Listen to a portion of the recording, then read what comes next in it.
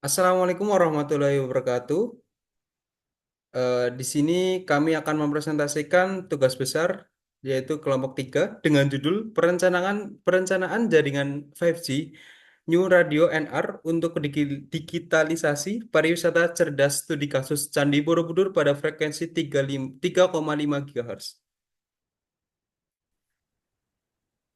Yang kita bahas yang pertama ada anggota kelompok, lalu pendahuluan, yang ketiga ada metode. Nah, anggota kelompok yang pertama ada Yuan Cornelius dengan NIM 211011051, lalu ada Caca Surya dengan NIM 211011077, lalu ada Irsyad Faranur Hakim dengan NIM 211011074, yang keempat ada Zaki Tifani dengan NIM 211101109, yang terakhir ada Muhammad Hanif dengan NIM 211011062.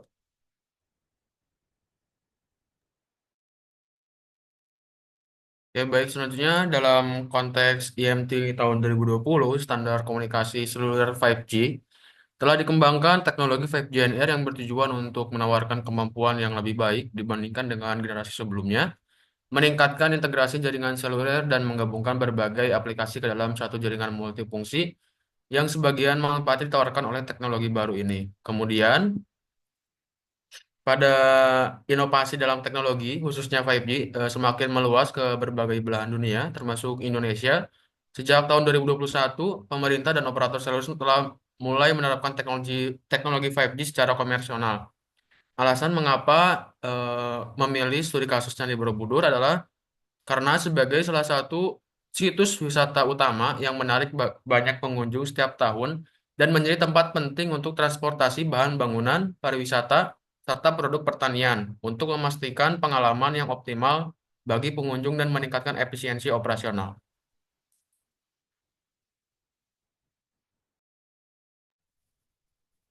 Oke, yang selanjutnya itu apa itu smart tourism?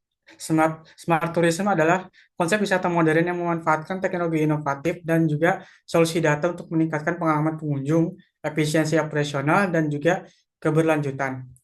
Untuk memproses data, kontrol perangkat, dan informasi multisaluran, sistem pariwisata cerdas memerlukan jaringan komunikasi dengan latensi yang cukup rendah, bandwidth yang tinggi, dan juga keandalan yang tinggi. Oleh karena itu, penerapan jaringan 5G dalam pariwisata cerdas dapat memenuhi kebutuhan ini, karena jaringan 5G menawarkan bandwidth yang lebih besar, latensi yang lebih rendah, dan juga jangkauan yang lebih luas.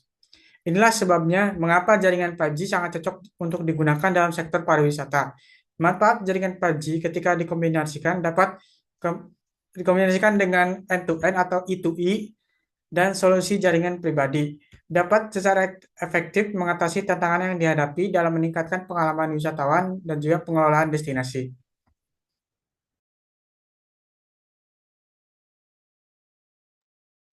Baik, selanjutnya di sini untuk frekuensi 5G. Nah, untuk pita frekuensi radio untuk uji coba teknologi IMT 2020, sebagaimana ditentukan oleh keputusan Direktorat Jenderal Nomor 235 Tahun 2018, tercantum dalam tabel 1, yang juga menunjukkan perbedaan antara frekuensi dan rentang yang dapat digunakan. Oke, dapat dilihat pada tabel 1 ini, di situ ada frekuensi 3,5 GHz, di mana ada rentangnya itu dari 3,3 hingga 4,2 GHz.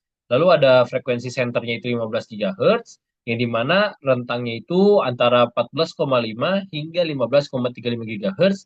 Lalu ada frekuensi senternya 26 GHz, di mana rentangnya itu 24,25 hingga 27,5 GHz. Dan yang terakhir ada 28 GHz frekuensi senternya dan juga untuk rentangnya yaitu 26,5 hingga 29,5 GHz.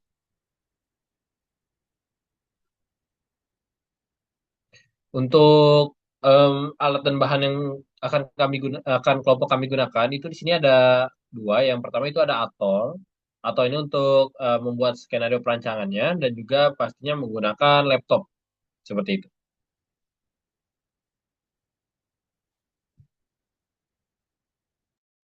Oke, kemudian masuk ke metode penelitian. Nah, berikut merupakan flowchart yang digunakan dalam planning 5G New Radio ini di wisata Candi Borobudur. Yang pertama ada studi literatur dan menentukan area planning, kemudian menghitung MAPL, uplink, dan juga downlink dengan model propagasi UMA atau urban makro.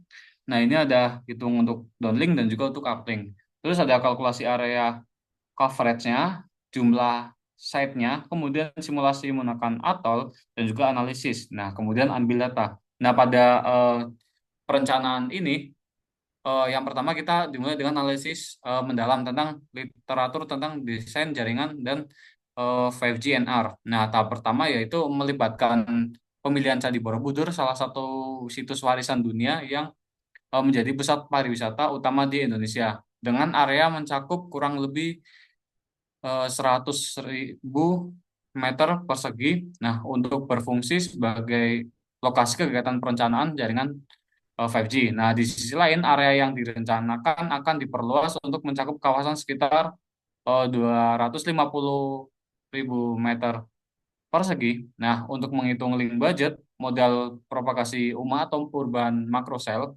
itu digunakan untuk menghitung radius selnya. Nah, ini memungkinkan untuk menghitung jarak maksimum antara terminal pengguna atau UT dan juga G Node B atau BTS-nya. Nah, radius sel ini kemudian digunakan untuk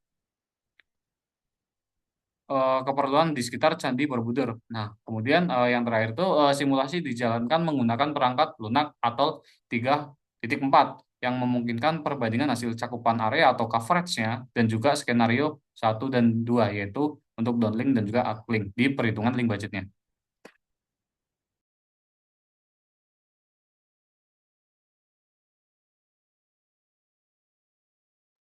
Terima kasih, mungkin itu saja yang bisa kita sampaikan.